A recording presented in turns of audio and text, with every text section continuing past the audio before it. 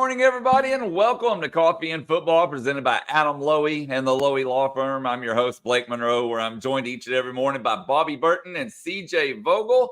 And a lot to talk about again this morning, guys. We're going to start with recruiting coaches, of course, out on the road, and Kenny Baker out on the road. More importantly, I'm going to let y'all take that.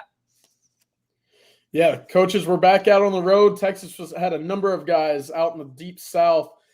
Blake Gideon was out in Atlanta last night. He was able to see 2025 DB Jonte Gilbert out of Frederick Douglass High School. A pretty talented prospect. He hopes to visit sometime this fall, according to this spring, according to a report from 24/7 Sports. Texas also extended an offer out to IMG cornerback 6'2" out of Hopewell, Virginia, Major Preston Jr. Someone to keep an eye on. Texas is still kind of moving around right now in the cornerback kind of defensive back room right now in the 25 class. Sarkisian actually was out in Alabama as well. He got to see 2025 quarterback commit KJ Lacey, as well as making a stop in Mobile to see the number 6 overall player in the country, Anthony Jones. Very talented prospect. If you're able to see his film, about 6'2", 216 already. Really impressive prospect. And then Tashard Choice actually stopped by in Mississippi to see a Keelan Deere. We talked about his film yesterday a little bit. Really impressive prospect. So coaches are hitting the deep south, and obviously Kenny Baker got his first taste of recruiting for the Texas Longhorns. Stopped by Cy-Fair last night to see Landon Rink in person for the first time, and also got to stop by Spring High School and see Floyd Guidry as well. So a couple early stops for Kenny Baker, and the Texas staff is still racking up the miles right now. We obviously talked about Jeff Banks and Tashard Choice stopping by with Sarkisian to see Brandon Brown and Emory Winston earlier this week, and now the coaches are continuing their movement on the road in the deep south, racking up air miles just one day after another. Hey, I had a question for you. You talked to Landon Rink. I want to get 2 questions in here, CJ, on this. You talked to Landon Rink yesterday or texted with him. What did he have to say specifically about Kenny Baker, the new Longhorns assistant? Yeah, he said he really enjoyed his time talking with him. He said it was very energetic. That was one of the biggest things that stood out to him after, I would say a pretty brief conversation with him that they were able to have at Cy-Fair after a workout yesterday. You talk about Tashard Choice and what he's able to bring to the offensive side of the room in terms of being charismatic and energetic. I think Baker expressed that a little bit in his first meeting with Landon Rink. So certainly encouraging. I look at it that if you can add energy and really a guy that's kind of younger and able to relate to these kids, I think it's certainly a win-win there. And that's the biggest takeaway that I had from talking with Landon. The other issue, you mentioned Floyd Guidry out of Spring High School, the defensive lineman. But it is just amazing to me. I think the new term on this show is going to be SEC footprint, because they are just blanketing the South right now, guys. I mean, the coaches aren't – it's not lip service right now. You don't spend the better part of a week. I mean, it's now Thursday. We're getting in Wednesday. Going to be they're still in the deep South this week. And they're staying there. They're not going anywhere. Yeah. And so I think that from a recruiting and mental standpoint of what they're doing on the trail right now is very, very telling. Very telling. I mean, it's not just lip service. I don't know what else to say. Yeah. I look at it, the staff continuity and knowing that Steve Sarkisian is going to be around for a while allows them to reach new avenues and inroads that they normally wouldn't have that time to get into. You look at what happened with Brian Kelly and the LSU changing of the coaching staff over there. Texas was able to leap into Louisiana a little bit and snag some guys that probably they end up a little bit short for to LSU. With Alabama now in a transitional period, it creates a lot of new avenues in which they can explore and try and get some deep South kids, because we talk about it. There's a lot of talent down there. I think it's great. I mean, I think that's where the majority of the talent is in this country, and go for it. I mean, hey, look, the only place they don't have a real inroad right now is the Midwest. Everywhere else, I think they're good. They've got one in the East Coast with Kyle Flood in Jersey. I think they've got one in the Deep South with all the coaches they have and the experience. And then they have the West Coast with Steve Sarkisian. I mean, and they've done well in Arizona. Yeah. Not the true West Coast, but Arizona with Bijan, as well as Christian Clark last year, Santana Wilson. So I feel like they've got this. Sark's done a good job of piecing together a staff that can go just about anywhere and everywhere. Got something else we need to talk about. The Super Bowl, the Shrine Bowl, obviously both going on. CJ, I know you posted some clips to social media yesterday of Christian Jones. There's been some good returns on him amongst some other fellow Longhorn players. Can you give folks an update on how those guys are doing and, maybe what we expect to see from them in those games later this week? Yeah, the Senior Bowl was the one that we expected to see many more Longhorns running around on the helmets out there in Mobile, Alabama. Fortunately, Byron Murphy has a late lingering injury that he suffered, according to a report, and he will be unable to perform this weekend. Jordan Whittington also not on the roster after being expected to be there. So that leaves Tavondre Sweat and Christian Jones. Tavondre Sweat did not weigh in yesterday for day one of practice. I think we can understand why there. Probably trying to lose a couple more pounds going into his pro day and even into the combine, where he will be certainly looking to get probably around 350, 355 pounds from where he was. Pretty crazy to say that's what he's trying to get to, but that's where we are. And then Christian Jones, one of the biggest winners of day one in pads yesterday at the Reese's Senior Bowl. He was tremendous. He was going up against the likes of Miles Cole out of Texas Tech, Justin Ebogbe, I believe is how you pronounce his last name, out of Alabama, and several other prospects from Missouri and Notre Dame. He had a tremendous day in the one-on-one pass sets. Also got some time at right guard as well. And I think that's where a couple NFL teams are trying to see if you can use that versatility of Christian Jones. Weighed in at 6'5", 318 pounds, and just a hair under an 84-inch wingspan, which is about 6 feet 11 inches for those trying to I guess picture that. Really long wingspan. Christian Jones had a great day yesterday, and it looks like his stock is starting to rise more and more as you start talking to draft scouts, which I know you did, Bobby. You got any of the latest there? Yeah, I talked to a friend that I've known for 30 years late last night, and he had a couple things that were very interesting to me. Talked about two players, Christian Jones and Jordan Whittington, actually. So I'm going to start with Christian Jones. Christian Jones, he does not scout Texas. He scouts a different region of the country. He had not seen Christian Jones for more than a year, he said, and he felt like Christian Jones had remade his body. It was more properly apportioned from the down, from the bottom up, from what he remembered the last time he saw Christian Jones. So he looks heavy everywhere now instead of just over heavy on the upside of his body, if that makes sense. That's what he was trying to explain to me as I took it. The second piece that I thought was interesting is, he said that the area scout that they have, each team has an area scout that goes to, they'll take the entire state of Texas plus Oklahoma and Kansas and Nebraska. They'll take the whole area. He said the area scout's question about Christian Jones is whether or not he could be a starting NFL guard, not a tackle, but a starting NFL guard. And so that's kind of the question that they were wondering going into the Senior Bowl, and that they had, they have questions for each player essentially. And that was the question they had for him. And he said after that practice, he thinks Christian Jones is an NFL starter at guard. And what that means for Christian Jones, and I wrote this in today's article on Texas football, that the reality of it is the NFL GMs, they're working the lines of scrimmage in rounds 3, 4, 5, 6, and 7. If they think some guy is going to definitely be a starter at guard for them, that can move them definitely into the 3rd or 4th or 5th round. It means that they're not going to have to wait and maybe get an undrafted free agent. Now, that just, a lot of that's going to say, oh, it's just confirmation of what we already thought. But I've seen things go backwards and sideways on people because it didn't go this way. All right, so that's what he said about Christian Jones. The thing he said about Jordan Whittington was not as good.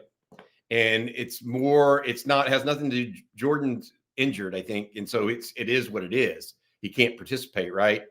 The problem, he said, is this has been his problem, is injury. And you want to see that guy out there giving it everything he's got, even if he's slightly injured. Now, if he's majorly injured, they didn't have knowledge of what exactly the injury was, but they were like, that he needs to be practicing at these things if he at all can. And so that was the take on Jordan Winnington. And so, it's something to be considered. Now, if he bounces back and has a good pro day, he works out elsewhere, et cetera, it could all change. But something to just kind of circle in your memory bank and remember if or if not he gets picked on draft day in late April. Well, guys, the Longhorns baseball team got a little bit of bad news yesterday, and I am going to bring this up here. First baseman Luke Storm, who actually transferred into the program from Duke, announced, "My journey playing baseball has come to an end due to personal reasons. It wasn't the path I envisioned, yet I'm profoundly thankful for the individuals it brought into my life.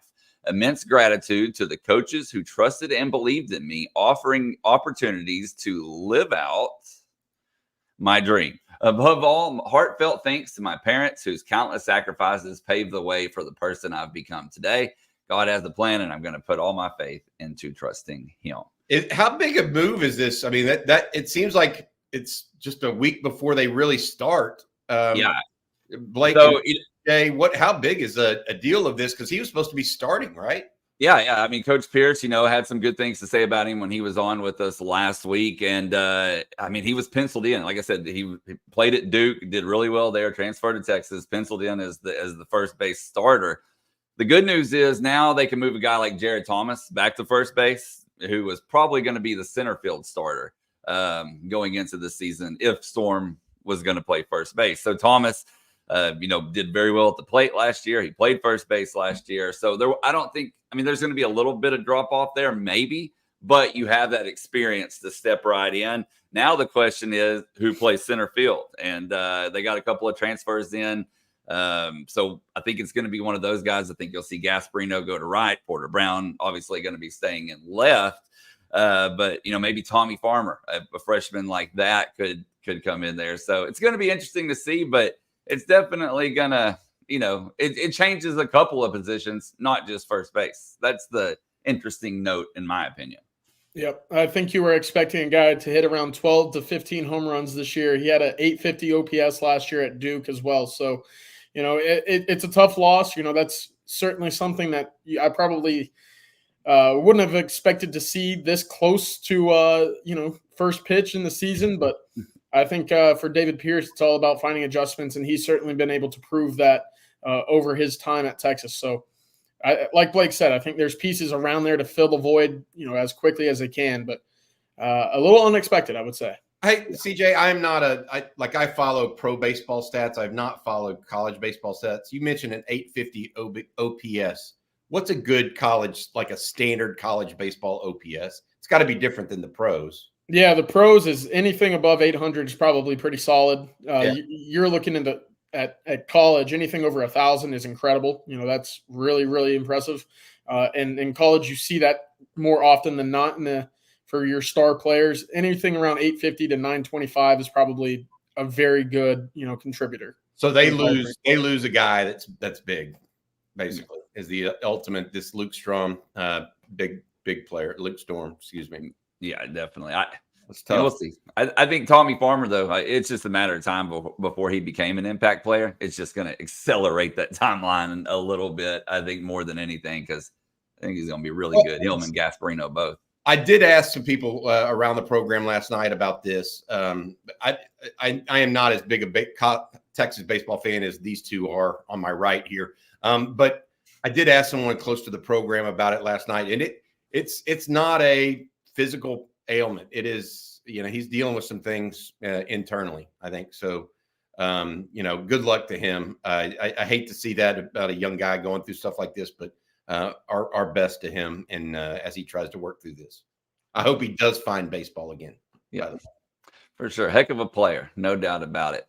Well, guys, before we move on, Bobby, why don't you tell everybody out there about Adam Lowy and the Lowy Law Firm? Yeah, I got to say this. Adam's one of the friends of the program here on Coffee and Football. Adam and his team have been helping injured Texans for decades. He's actually taking calls from this program, people that were in a car wreck or truck accident, motorcycle accident, etc. Give Adam and his firm a call, 512-280-0800, or visit them at loweylawfirm.com. That's loweylawfirm.com. The thing with Adam that I think everybody appreciates, there's no strings attached here. Give them a call and see if you're actually due compensation if you have a question.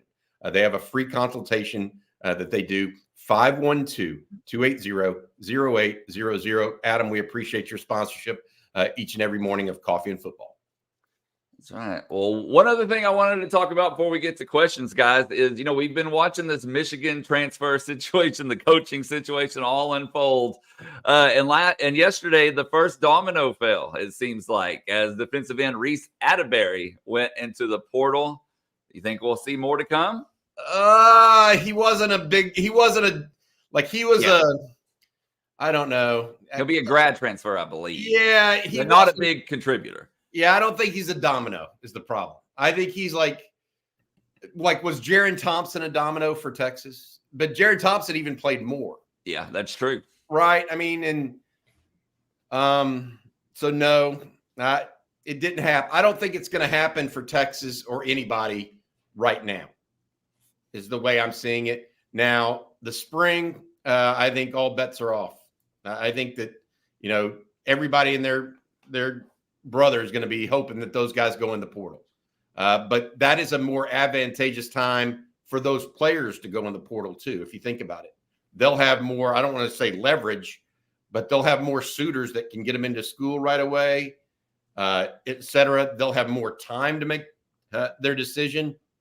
They'll have seen what Sharon Moore does at Michigan, to be honest. I mean, Michigan's a great school and a great situation for most of those guys, right? They just won a national championship. It's not like you're talking about going from, I don't know, Nebraska, Omaha, not even Nebraska, Lincoln, you're going from a great program. So it's got to be one of those things. So it was not a domino yesterday, Blake. I think that was one of those that's, I think that was probably coming regardless. I think he had something like 70 snaps the entire season. Yeah. He played. He wasn't a heavy contributor. Yep. Not a bad player. Not a heavy contributor, though. Well, guys, we are getting some questions regarding spring workouts. So let's just go ahead and start right there. And we're going to take these two back to back. Archmania says, is there any more feedback on the new arrivals and how they're settling in? Obviously, Texas had a ton of early enrollees. And then he's asked who's making waves in workouts. And Miguel Gonzalez also followed that up with, what's the word on winter workouts? Are there any new weight room warriors? So what y'all got? Well, this is a fun time because we get to see the early enrollees kind of get infiltrated right now. I've certainly been following them. Alex January came to campus as one of the guys most excited to see at the defensive line position. He's been acclimating well. Texas is working to get his, kind of movement techniques right moving forward. I've heard Parker Livingstone has been a guy that is, has a straight line speed. They're trying to get his body right as well. That'll be something interesting to monitor. Excuse me. I'm really looking forward to seeing how the defensive backs work. And I've heard great things about Xavier Filsaime. I know Kobe Black athletically fits that mold as well. But Xavier Filsaime is someone that I watched down in Under Armour All-American practice in Orlando. And you could tell there's kind of a flip or a different switch that he was able to get to. So I'm looking at him as someone that can make an instant impact this spring on the field. And I think he's had a tremendous start so far in winter workouts as well. Guys that I got, I actually talked to someone on Monday. Was today Wednesday? Yeah, Monday. The two freshmen that are probably the most impressive thus far a weekend for winter workouts, Xavier Filsaime and Ryan Wingo. That's what I asked point blank, and that was the point blank answer. And so kind of take that. As far as team overall, CJ, you and I talked about Anthony Hill. And that process for him, another guy to, just be aware of, I guess, is Gunnar Helm actually was a name that came up to me that they think he's taking the next step. That does not surprise me because we talked about this, each and every year, Gunnar Helm's been a better player. And it wasn't just, instant, but maybe one of the leaders of this team. Yeah. I mean, that's interesting to me because, it's one of those players that you think, I mean, he didn't come to Texas. You thought, maybe he has a chance to play pro football. Maybe. If everything goes right, he has a chance. Well, everything's gone right for the last 3 years for him. And he's just continuing to have, he's building on it the right way. I'll say this. That goes into the development aspect of Steve Sarkisian as well. Yeah, absolutely. All right, we're going to do one other spring workout type question. Jason Washington says, good morning. Have you heard how the team is gelling so far with the new additions, the 2024 kids and the portal transfers? Seen some social media posts. They seem to like hanging out, that's for sure. Yeah, there's certainly been a concerted effort to keep the player-led part of the program player-led. And I think that we've talked about how the culture has been kind of transformed, whether it be a Roschon Johnson or a Jordan Whittington. Christian Jones was in that bunch as well, Jalen Ford of the past. Who's going to be that guy, or group of guys? Because that leadership council that we've talked about, that Steve Sarkisian and his staff like to instill the trust in and with his program, it's got a couple holes right now. This spring, I've heard, the names that you should be looking forward to hearing a lot about are guys like Michael Taffy on the backside, Kelvin Banks at left tackle. Anthony Hill's becoming more and more vocal as well on that entire defensive side. Obviously, a guy that came in, a very heralded 5-star prospect, played a lot as a true freshman as well. He now has the vocalness in that defensive room to know, people are going to listen to him. There's a reason why he was on the field so often. He's a great leader by just going out and walking the walk, but now he's starting to talk the talk as well. That's certainly encouraging. Gunnar Helm is one of the guys as well who's been around the locker room and the program a little bit more. But most importantly, it's about Quinn Ewers. And we're starting to see him really start taking on that true leadership void in which he is the most vocal of the bunch. And, the first photo I think Texas tweeted out about winter conditioning was him in the middle of the post-practice plank lines. That was Quinn Ewers leading the workout. And I don't think that was by accident. I think that was Quinn Ewers really starting to take this team over as his, and that's exactly what you want to see as a quarterback that's going into year 3. So those are the group of guys that I've heard the most about so far this fall. Or I did it again this winter conditioning. I'm so ready for football to be back, even though it just left us. So those are the probably the guys that I've heard the most about so far. David Benda's also in that bunch as well. So pretty encouraging on the front of keeping the player-led system going and guys filling the void of leadership that departed to the NFL and to graduation. I want to go back to Gunnar Helm, that comment I made about Gunnar. And one thing I would say about it is that helps develop your culture, right? That kind of guy having success. I mean, these young freshmen, we just had Blake, you asked the question about which freshmen are looking good. A lot of there are going to be some freaks at Texas, right? I mean, that's part of going to play college football at the University of Texas. When I was around, you're going to wake up one day and Eric Metcalf's going to show up on campus. I mean, you know what I mean? That guy's you're going to wake up another day and Ricky Williams is going to be on campus. I mean, the day he started, the day you knew, okay, this guy's different, right? So you're going to have guys like that. But if you're a young guy right now and you're, I don't know, Alex January, right? Or, name a player that has NFL potential, but it's not, it takes time and consistent effort. That is the one thing that I will tell you, Jake Majors, Christian Jones, Gunnar Helm, guys like Jonathan Brooks, who was a backup. My preach, if I were to preach to those guys, right? Every day is an opportunity to improve. And it's that consistent one day at a time improvement over a 3 or 4 year period. We talk about it here at On Texas Football on our website. Each and every day, just improve a little bit. In a year's time, you don't know what that thing's going to look like. Yep. Right? It's the same thing with the player. Each and every day, you improve one little bit in something. At the end of the year, how much better are you than you were at the start of the year? If you just take it that one day at a time, and then you do it compound year upon year upon year, you end up with Gunnar Helm probably being an NFL player is what happens. And that's the ultimate, as we all like to say, that's the ultimate goal for a lot of these guys. Yeah. Good point. Okay, guys, we have a super chat here from Jeff Carey. Thank you, Jeff. And he says, great job, guys. What are you thinking are the best college fight songs or songs closely associated with university sports programs? Obviously, he's going to be talking about non-Texas related, so you can't go straight there with your answer. Yeah, I like the Wabash Cannonball as kind of a end of the third quarter thing for the University of Texas on top of everything else. So I've been lucky enough to go to a lot of games, especially back early in my career when I was covering recruiting nationally. I grew up hating Notre Dame. They beat Texas when I was young for a national championship, and I hated them ever since. And then I went to a couple games there that didn't involve Texas, and I loved their fight song.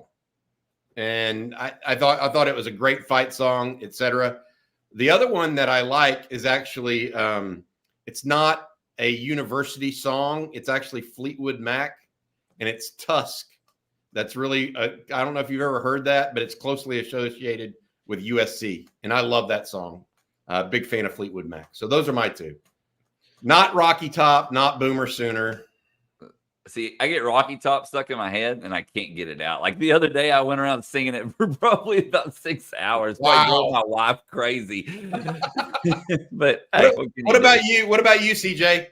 What's your bop? I'm going the Fight On and Hail to the Victors, USC and Michigan. Those, I mean, and I'm sure y'all dabbled with NCAA 14. I'm sure y'all were all over that game when it was out. Heck yeah. Just as I was growing up. But, I mean, when those songs came on, it was, I mean, the stereo's getting turned on. We're bumping it in the living room. I love those songs. Enter Sandman by Virginia Tech. Yeah. You know, but that's, I don't know that you can really, I mean, you jammed to that song, but it's not a college fight song, you know? Yeah. Yeah. So kind of like Jump Around with Wisconsin and what is it, Penn State that does Sweet Caroline. So those are out there, though. I mean, you could take those as answers. So, but interesting question, Jeff. Thank you for the super chat.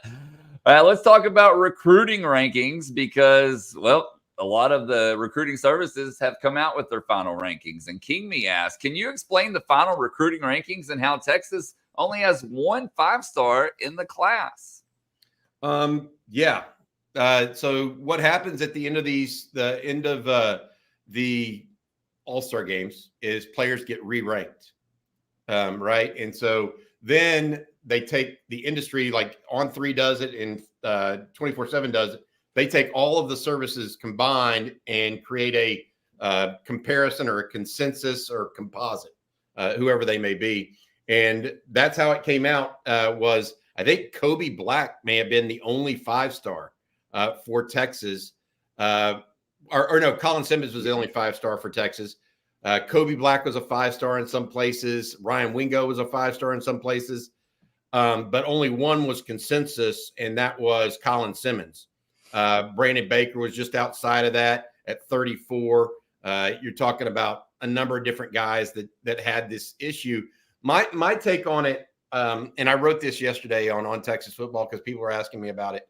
I don't have a fundamental issue with people that do these rankings. I used to do them for 15 years. I mean, I did it for a living. It's hard to compare a guy in Northern California from a guy in Southern Florida. I mean, the talent level they compete against, the issues that they go through personally. I mean, a kid from South Florida versus a kid at a private school in San Francisco. Yet you want me to try to tell you who the best running back is between those two, and it's just hard. And so I get all of that, and I'm not upset about it. I thought there were 2 egregious mistakes on this from On3's perspective, because they're the ones that dropped their rankings yesterday. Ryan Wingo at number 92 overall in the country is ridiculous. The 15th best receiver is ridiculous. He's got natural hands. He's got one of the bigger bodies out there. You know, there were Texas and numerous college programs prioritize Ryan Wingo over about 12 of the 15 players or 14 players ranked above him. I mean, including Missouri, by the way. And there's a guy that's going to Missouri ranked ahead of him. So I'm not trying to, I just felt like that was egregious. I thought Daniel Cruz moving out of the top whatever, and he's going to end up drafted. So I don't know. Moving him out of the top 300 makes no sense to me. And so I think that guy's going to end up drafted at some point in life. So those were the two that were egregious. The others are beauty contests, whether Brandon Baker is 34 or 38 or 24. That's a beauty contest. I felt like Wardell Mack was probably too low. There were a couple others. Jarrett Gibb. Here's the other one that I went really off on is the running back position. I mean, look, they had 7 guys in the state of Texas ranked ahead of Jarrett Gibson, 6 or 7 ranked ahead of Jarrett Gibson and Christian Clark at running back. Okay. Texas passed on all those guys to take Jarrett Gibson and Christian Clark. At what point does Tashard Choice and Billy Glasscock and Steve Sarkisian know more than the recruiting rankings? They went out of state for their guys. Now, there was one guy that I think they would have taken, and that's Caden Durham out of Duncanville, because he went to LSU, but he has the speed. He had the plus speed that Sark loves. That was the one guy that I think they were that. There was also a guy at Lancaster that they were thinking about late. But other than that, Taylor Tatum, they weren't all shot in the you-know-whats about it. He's ranked number 2 running back in the country, headed to OU. So, and he's from Longview. And Texas was very interested. He was very interested in Texas. So I feel very comfortable about it. In other words, I feel comfortable about what Texas did. The rankings be damned. Yeah, I'm with you on all of that. Yeah, look, I used to do. I mean, literally, when I say I used to do it for a living, that's what I did for 15 years. It's hard. I get it. I think there's some stuff in there, but a lot of it is who you see first and when you see them. They're overemphasizing certain aspects of the All-Star games now, in my opinion. I think you can see more from the actual practices than you can from the games. And I don't know that they all go see the same amount of practices at each place, because some of those games run simultaneous, right? And so it's hard to see everybody. Yeah. Just my opinion. And just a quick rundown here. Phil Smee was a 5-star on Rivals. Wingo a 5-star on 24/7. Black a 5-star on ESPN. Baker a 5-star on Rivals, and then Simmons a 5-star on All. And so you had 5 guys, but only one consensus. Yeah. So, and then Horn for Life says, as long as we have the guys that we wanted, do the stars even really matter? No. And the answer is no. Other than, I sat there and watched. They don't. We talked about the other day, CJ, you were saying, who's the most talented college football team ever? Miami was one of them.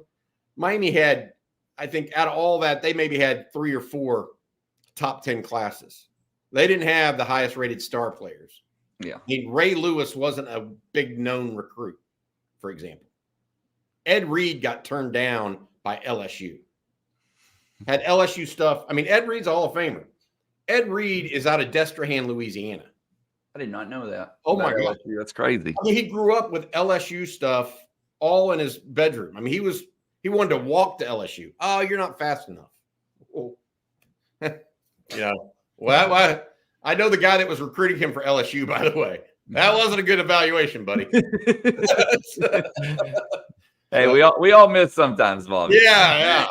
So, just some bigger than others. Yeah, I mean, I'm just telling you now, stars don't matter in that way. They do matter because other players want to play with what they perceive as great players. And so in that way, it does help you with some of the perceived great players, I think.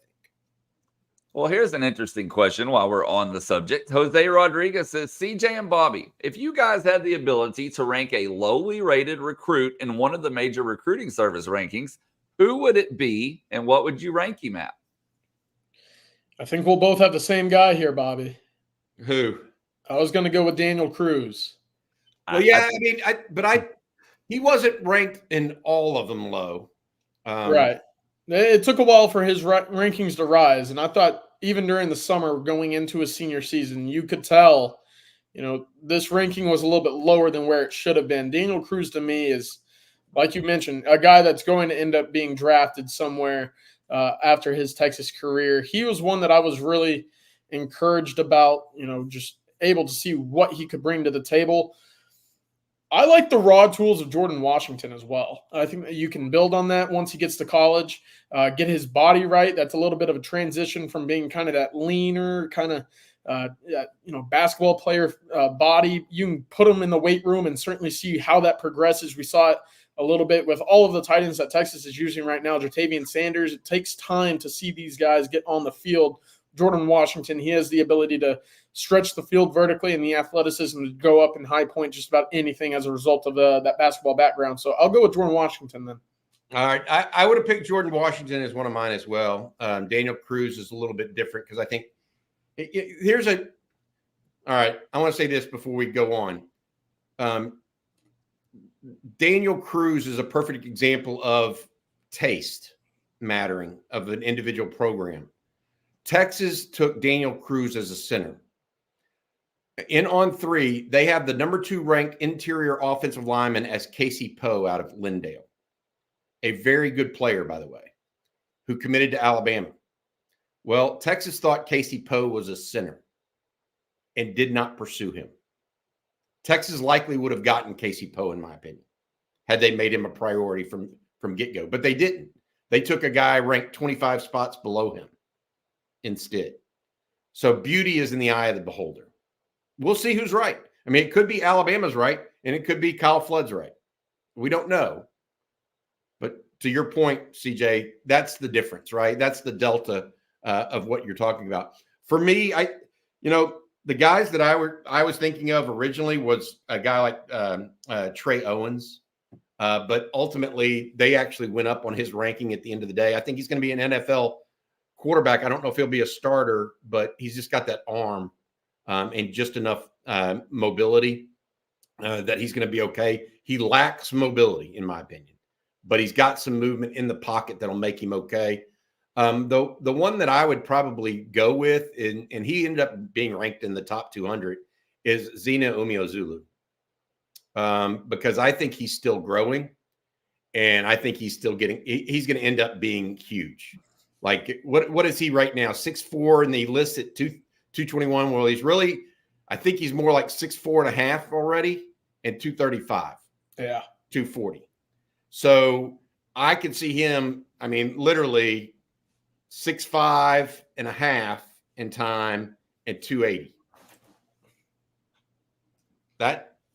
That's a different. Now, I'm not saying he's going to be that but that may be where he's headed. So a lot of this has to be, conjecture. I would have ranked, for example, I would have ranked him higher if I were in charge of the rankings. I would just say it that way. It's a good pick. For sure. And then kind of along that same note, Christian wants to know, when do the early enrollees get their numbers? Ooh, I think it's coming up. I do too. They'll get that spring roster going, and I think that's when we'll see it, probably towards the end of February, early March, right before spring practice gets going. All right, guys, we got time for more questions, so please get your questions in. We would definitely appreciate that, and we'll get to as many as we can here. And let's take this question for CJ from Antoine, and he asked, CJ, how are the Horns looking with Tiger Ridden and Emmanuel Choice? I'll start with Tiger Ridden. Texas had him, or it was supposed to have him down for the junior day a couple of weeks ago.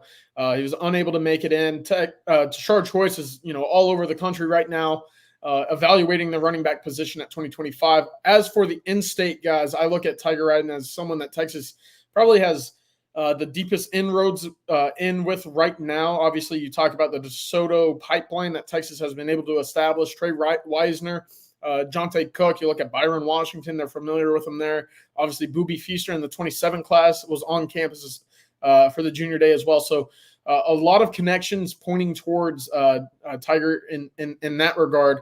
But Texas is also looking at a Keelan Dare out of Mississippi and Jordan Davison, obviously, out of Mater Dei in California. So a lot of national recruiting going on at the running back position. And then Emmanuel Choice was on campus for the junior day. Texas is looking good in a position for him right now to make a play. I actually look at what Oklahoma's doing for him right now to a little bit closer in terms of being able to probably snag that recruitment at the moment. Oklahoma values deep, big body wide receivers just a little bit more. You look at Andrell Anthony and Nick Anderson, what they were able to deploy this past season. They like having their big body wide receivers go straight down the field and make splash plays.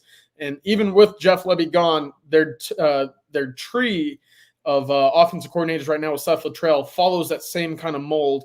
And I think that's what Brent Venables is looking for in terms of what offense complements his defensive approach. So Emmanuel Choice was visited by Oklahoma this past week at Lancaster and also on campus for Oklahoma's junior day this past weekend. Hey, let me ask you this question as it relates to that. You mentioned the change from Jeff Lebby to Seth Luttrell as offensive coordinator at Oklahoma.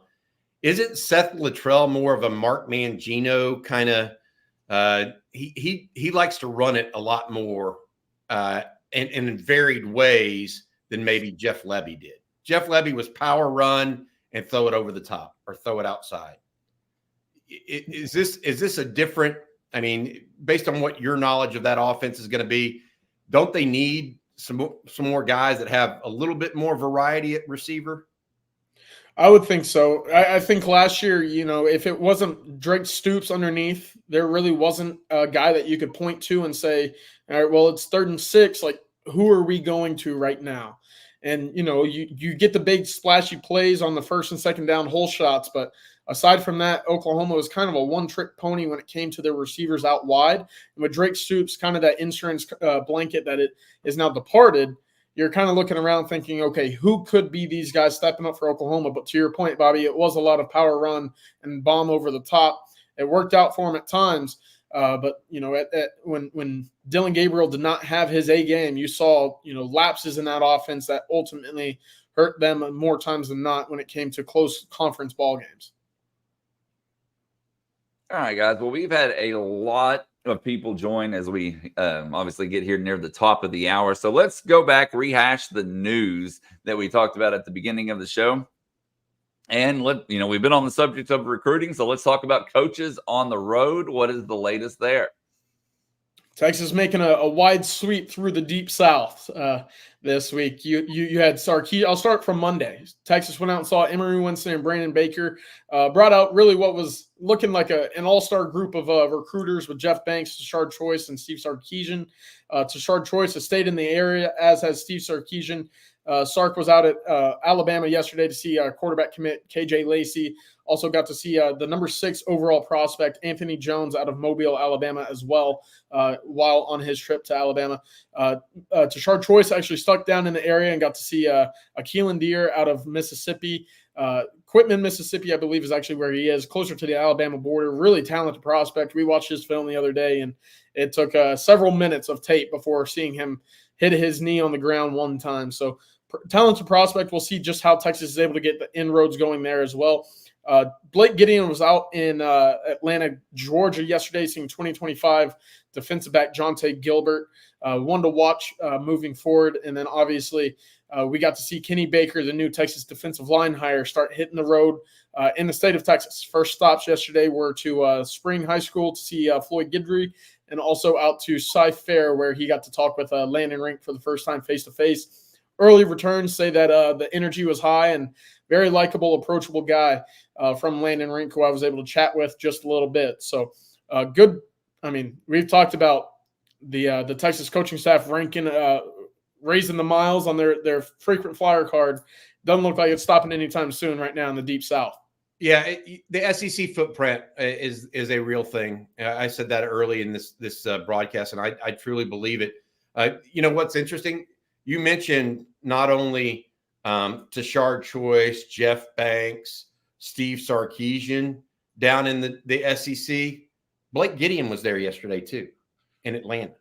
So it's not just, we're going to go with guys that have some real knowledge of the area. I mean, now Blake worked, I think it's Georgia State, so he's been to Atlanta. But my point is, it's not token. Hey, we're going to recruit the South.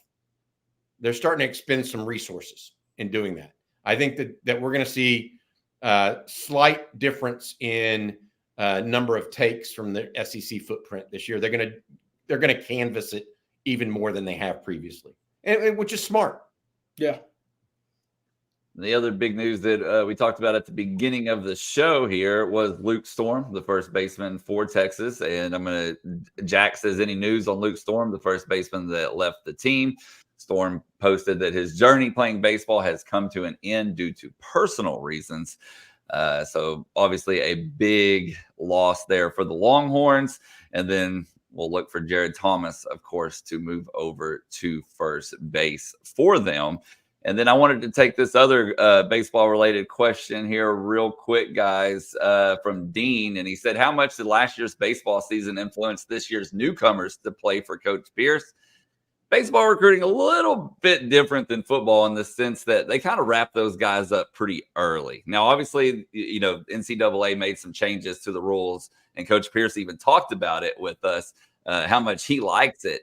That they don't have contact until their junior year. However, if you go look at like perfect game, I mean, Texas next class is already pretty much in the books. You're going to lose some guys to draft, but that success on the field is obviously going to help there as well. And then Mike D says, don't forget about softball starting too. Longhorns ranked number 5, I believe. And man, what a tough schedule. They play number 1 through 4 this season, along with, I think, 3 or 4 other top 15 teams on top of that. But, Bobby, one thing I want to plug real quick is tomorrow morning on Coffee and Football, Coach Mike White, head softball coach for the Longhorns, will be joining us for a little bit. We'll get to pick his brain. He'll give us a preview of the upcoming season and talk about all the tough opponents that they're going to be facing this season. If you haven't seen the schedule, go look at it, man. I mean, it is just unreal, the competition that they'll be facing. Hey, you talk about a guy that brings a lot of energy, by the way, CJ. You're going to enjoy this one if you haven't talked to him before. Yep. He loves softball, and it clearly shows. No doubt about it. All right, guys. Well, we got time for some more questions here, and let's go to this one from Here We Go Horns. Says, can we please implement the BB gun formation this year? Blue, Baxter, and Gunner in the wing T. So many variations from that formation and personnel. The wing T. I don't think we'll see Texas run too much of it, but you never know. I like the creativity there. BB gun formation. That's the pony package that Rod likes talking about a lot. But hey, the names are flowing right now, and this is the time to do it. I'm a big fan of it. What do you think, Bobby? I don't know. I do think we're going to see that grouping on the field at the same time. I don't think we'll see them in the wing T. Unless Sark just happens to be listening to this today and does it as a joke for a day, one day in practice comes out and then, motions out of it. I will say this.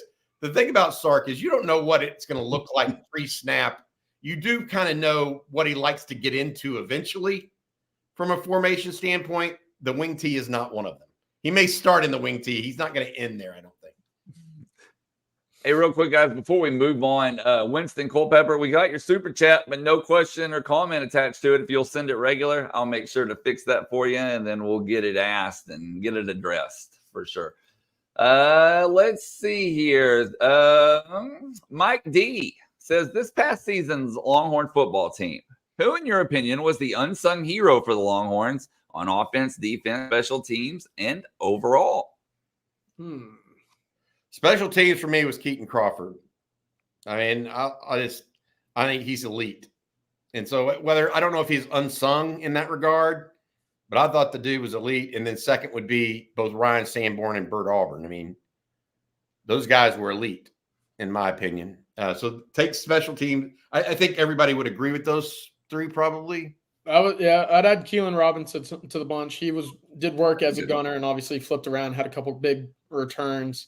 I'd feel remiss not to include him. Yeah. He was a big one. Offensively, I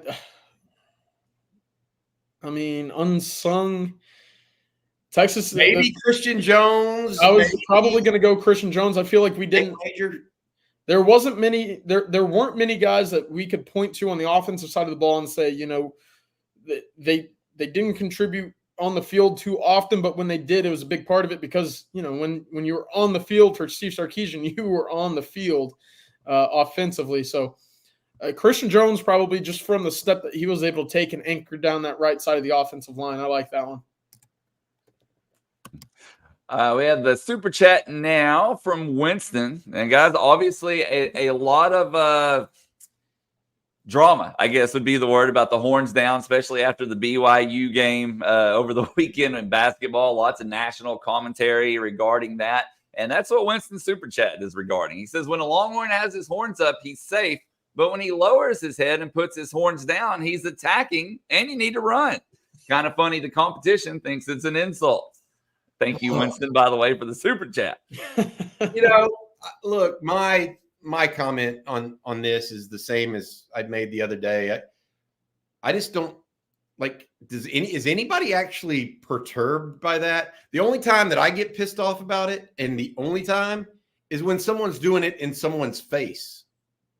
Like it's the middle finger, it's like it's taunting, right? Like right to someone face to face.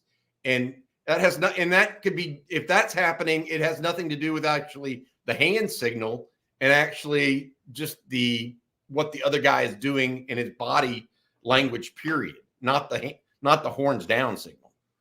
I think that, maybe people thought it was disrespectful in a purist standpoint. And I can see that. I don't have a problem with that, but I definitely don't think Texas should be trying to legislate it.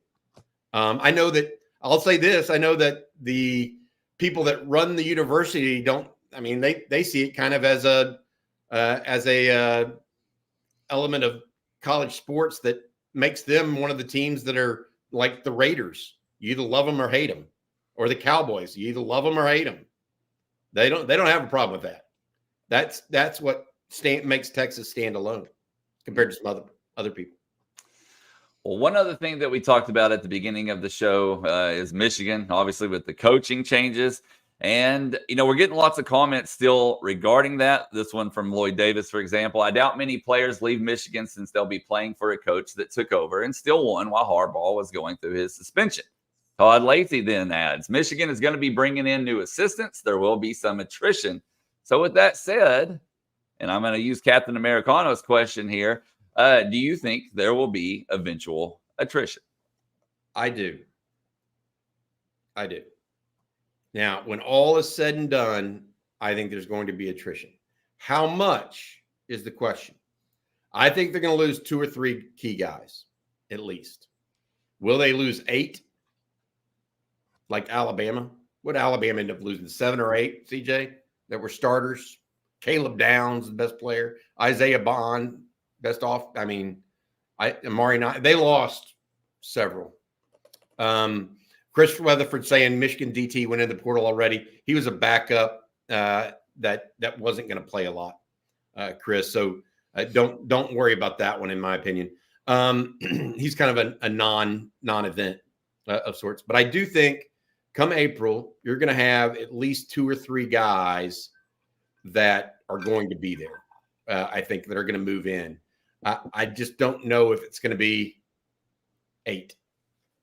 And that's the key. If it goes to that level, then that's true attrition. If it's 2 or 3, any good team like Michigan can stomach that. Earlier, CJ, you mentioned that you're excited for football already, even though it just ended at the collegiate level. And a lot of other people are too. They're ready to see the spring game. And we got some questions regarding that. The Green Lantern says, last year I melted during the spring game. I feel you. Will this year's game be an evening game? Have the times for the baseball game come out that day? I know Texas is set to play TCU. I would imagine they try to flip it, one way or the other for it to be a night game if Texas is playing during the day, or a day game if Texas is playing at night. So I would look for, whichever time comes out first to be the opposite of the other one. So Right now, I hope it's under the lights, like you said, because that's going to be a lot cooler of an evening for us to watch Texas football than what it has been in the past. I've got to tell you all this. This is personal. The spring game is one of my favorite times of the year. And the reason why is me and my college buddies from Texas, we all rent a house and sit in Austin, Texas for about 2 or 3 days and do nothing but joke around, hang out, go watch football, go to our old favorite haunts. Spring football is great because you're able to do that. If it were football season, I can't do that because I'm working so hard. With spring football, I have to work, but it's not like I'm all, it's not as serious. But anyways, spring football game, if you haven't done it and you have some friends, it's a good time to just go down and hang out in Austin for a couple of days and see football at a leisurely pace. Even if there's going to be a ton of fans there this year. Like each year Sark's been there, there's been more and more fans, by the way. Mm-hmm. I think that is a good time to get to Austin. The weather is typically okay. You will bake in the sun if you don't get underneath the overhang, etc. But I enjoy that time of year as much as anything. We're doing it again this year, me and my buddies. So I'm looking forward to it, man. And to your point, Christine says, last year was so nice during the morning. By the time the game started, I was absolutely dying from the heat, but it was so much fun, though. And hey, Blake, tell people what you did, because some people have got young kids like you do. Yeah. Well, and you did for spring ball, because Texas makes its players available to the fans that day, that morning.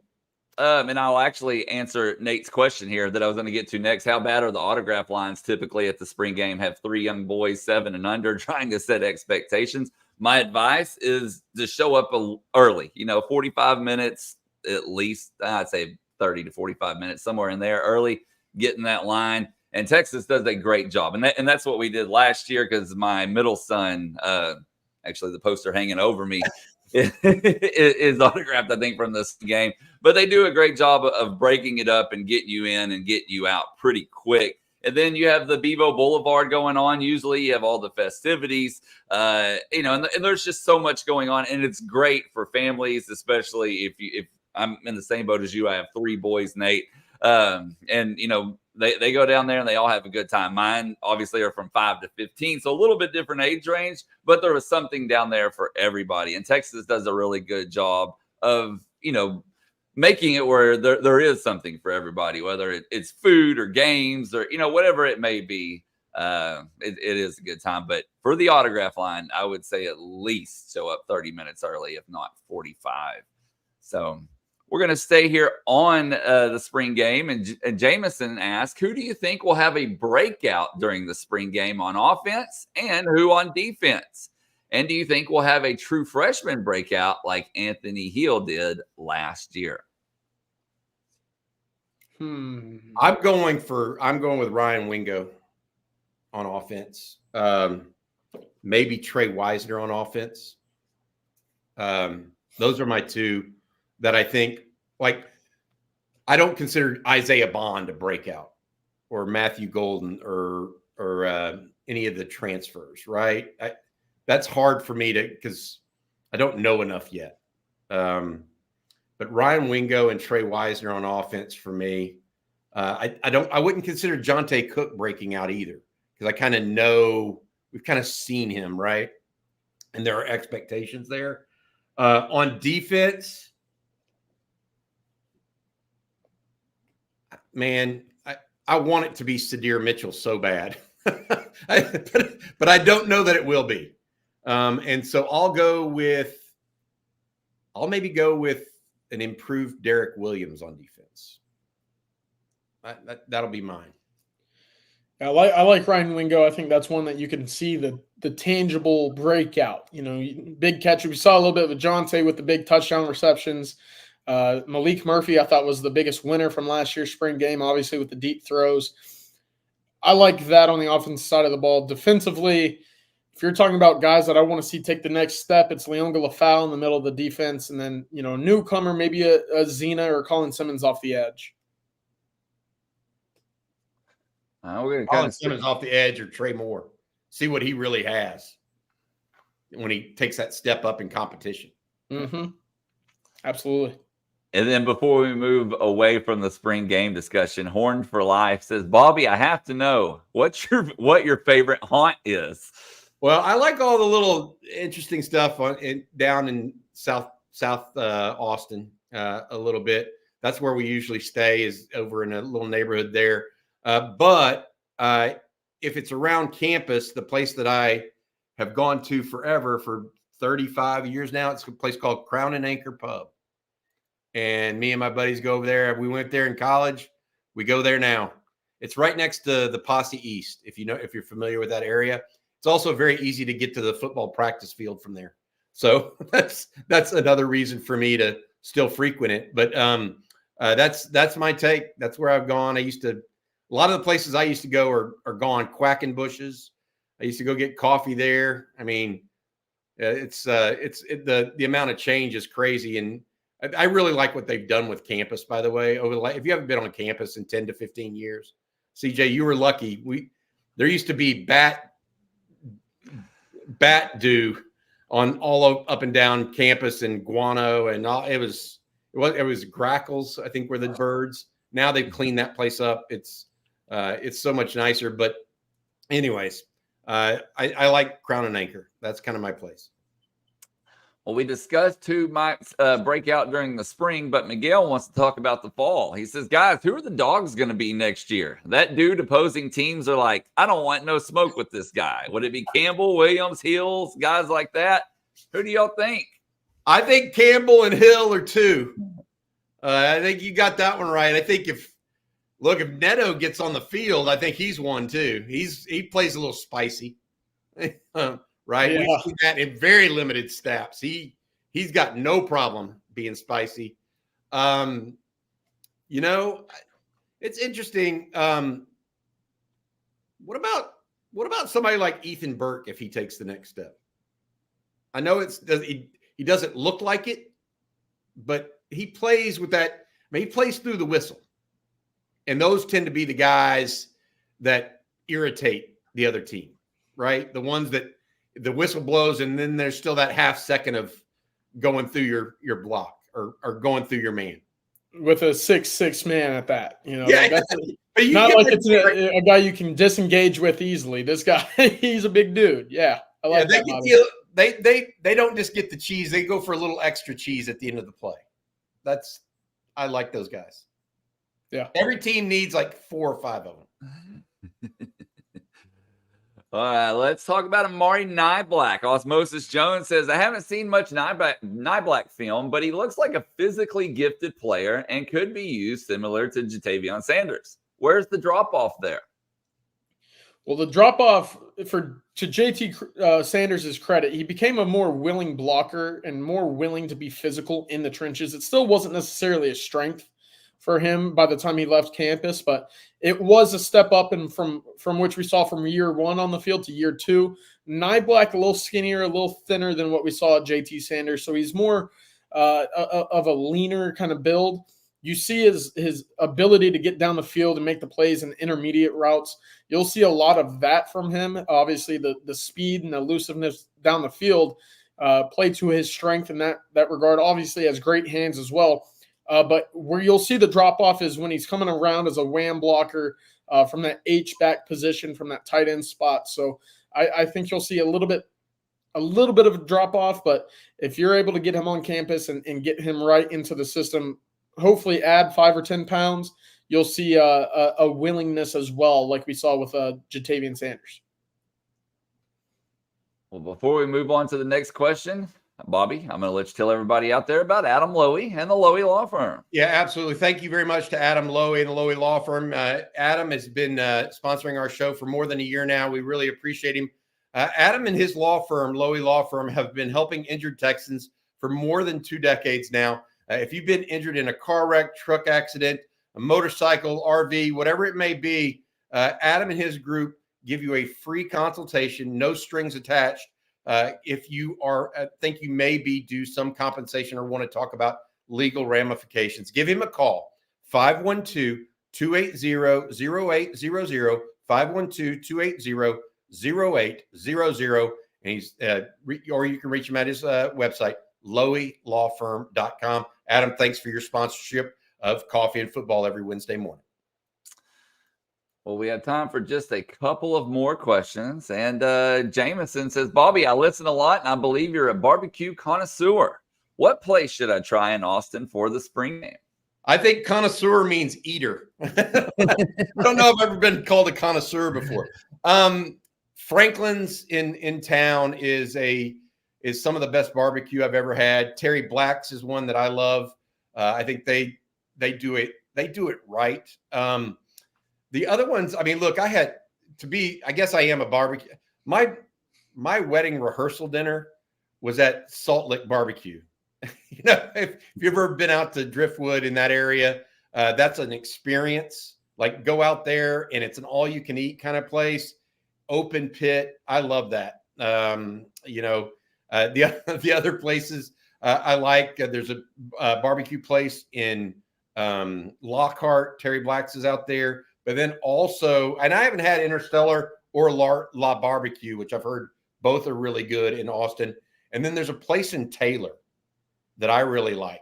It's about a 30-minute drive out of town. But if I were doing that, I'd go Terry Black's, I'd go Franklin's, and I'd go Salt Lick. That's me. La Barbecue is one that I've heard great things about, but I have not had yet. I got to ask both of you real quick. What's your go-to? Are you a brisket guy? You're a ribs guy? If you could only pick one, what are you picking on that menu? Brisket and sausage. I love really the Czech sausage for me. If people do it right, is as good as it gets. You know, that's a big one. Hey, Casey Studdard has a place in Austin that I want to pull up to, by the way. Don't forget about that. I think it's over off Manchac. In South Austin. Yeah, great spot. Him a plug. He's been on our show before. I want to give him a plug and support his business. I think he's only open Wednesday through Saturday though, or something like that. CJ. Mm-hmm. Yeah. All right, Joe. Well, we are going to talk about Ethan Burke to close out the show because lots of questions and comments about him. And let's start with David Williams. He says, I hope Ethan Burke is stronger and even more physical, 265 by the beginning of the 2024 season. And then Brandon Hines follows it up with, can Burke add more weight and play on the interior? So I'm going to let y'all answer those. But also, what are your expectations for Burke this upcoming season? I don't think he can ever play interior defensive line. He has, I don't want to say bird legs because he's got better legs than that. But compared to a Tavondre Sweat, he has bird legs, right? So don't be putting him on the interior. I do like the idea though of adding more weight, and I think that look, everybody sees that Ethan Burke and said, oh well, he's a J.J. Watt starter kit because J.J. Watt was 6'6", 215 coming out of high school, right? I don't know that he's that good, right? And I don't know that he can carry the weight that J.J. Watt was eventually able to carry. And that will, in large part, tell you what he can be. Like the Bosa's can carry that weight, right, CJ? Yeah. I don't know what he can and can't carry. And that'll matter. Yeah, he came into this fall at 257. So I think a rise up to 265 is not out of the picture. If you're pushing 270, I think you begin to wonder, can he hold the weight, like you said, Bobby? But a great season for me from Ethan Burke is about 8 sacks. I think if he's able to reach that number and you add what you are on the defensive end spot, you're looking at what could be a pretty good pass rush. 8 sacks to me would be a tremendous season. Anything above 6 is an improvement from last year. Hey, CJ and Blake, what are y'all's go-to barbecue? What's your not necessarily the place, but the style? Brisket, sausage, ribs. Yeah. I'm a big brisket fan. Any place that doesn't have fried okra as a spot, I'm not going to. I'll be honest. If you're not adding fried okra to my meal, I'm out. That's how I gauge good barbecue. You gotta be. Oh man, fried okra. I was surprised we didn't hear any Stubbs love out here as well. Yeah. So I'm gonna say mine brisket. I also like turkey a lot. And then this past weekend, in Lano, Cooper's, I had some cabrito as well. That was absolutely amazing. And on CJ's note, he's an okra guy. I love the jalapeno corn with the cream sauce in it. Man, that's like my favorite side besides the beans, obviously. But brisket and turkey for sure. But I got to give a shout out to them for that cabrito. And even their smoked chicken was phenomenal this past weekend, too. Yeah. People, there is not, I agree, fried okra is not barbecue. Douglas Scott wrote that. Come on, dude. I mean, come on. Give me a break. That's outrageous. Yeah, no, it's like mayonnaise on a hot dog. Look, the ultimate side for this is mac and cheese, right? Yeah, mac and cheese, fried okra, and a nice brisket. Come on. No beans? I know. No, I think beans too. So baked beans too, by the way. Get it out of here. Have you ever had spicy pinto beans with brisket? That's really good. Yeah. Yeah. Yes. Man, now I'm hungry. I know. Now I want to skip breakfast when I get out of here. Might have to run down the road to Hard 8 in Stephenville and eat lunch here after this show. Oh man. All right, y'all. Well, Bobby, tell folks what they can expect later today on the On Texas Football channel, along with what you got going over on ontexasfootball.com. Absolutely. We're following the coaches on ontexasfootball.com right now, seeing if there's anything going on. Somebody asked about Taco Davis, the defensive back out of Arizona, and if he was going to visit Texas. I don't think that's happening at this point. And so we'll see if that happens. At this time a week ago, they were trying to get him on campus when they kind of had moved on from Jabbar Muhammad and didn't think the juice was worth the squeeze there. And they were looking at possibly getting him in. But I don't know that that's going to happen now. That kind of came and went. They aren't going to, for sure, be able to get him in for the spring semester. So that might be another look. As far as what we got coming on Texas Football, the video version, Rod and I get together for the state of the program. We do that each and every week. And then we also have the live stream later tonight. We'll be looking for a lot of different news as it relates to recruiting. If we have more on Luke Storm and his baseball team loss there, we'll report on that as well. Also, look forward to tomorrow, beginning a new month right now. Let's close out January the right way, guys. That's right. And then don't forget, tomorrow we'll have Mike White, head softball coach for the University of Texas, right here on Coffee and Football. It should be a fun time as well. But thank you all for tuning in. Thank you for the super chats, the great questions. Lots of good discussion today that was all over the place, but a really, really good discussion. Got to thank Adam Lowy and the Lowy Law Firm for sponsoring today's show. And don't forget to check us out on TexasFootball.com. Hit that like and subscribe button on the YouTube channel as well. We would appreciate it. And for Bobby Burton and CJ Vogel, I'm Blake Monroe, and we'll see you tomorrow morning. Hook 'em. I hope we have another